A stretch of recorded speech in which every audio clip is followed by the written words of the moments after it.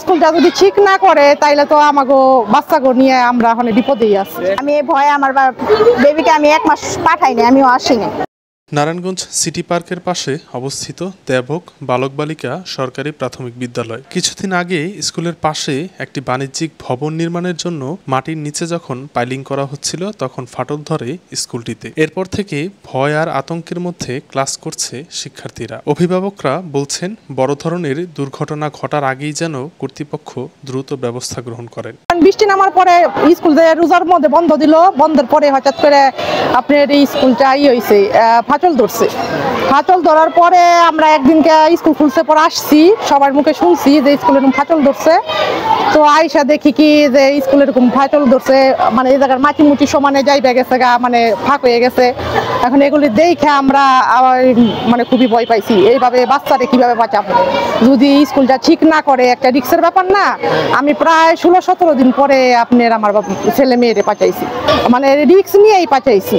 এখন বৃষ্টি নামলে আমরা নিয়ে যাই, আমরা ভয় থাকে আমরা নিয়ে যাই। হ্যাঁ, সবাই রে মানে ক্লাস আগে ছেলে মেয়ে আইতো না তেমন, এখন মানে সবাই একটা রিক্স নিয়েই পাঠায়। স্কুলটা যদি ঠিক না করে তাইলে তো আমাকে বাচ্চাকে নিয়ে আমরা এখন বিপদেই আছি। স্কুলের যে পাইলিনের কারণে সমস্যা হয়েছে, মানে আমি তখন ছিলাম না, স্কুলে অনুপস্থিত ছিলাম।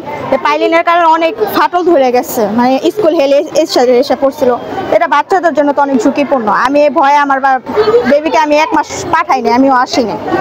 মানে এখানে যে দেখতে পাচ্ছেন এখানে ফাটা ছিল, এটা পুরাই ফাটা ছিল। অনেক স্টুডেন্ট চলেও গেছে গা, যে এরকম ভয় চলে গেছে গা।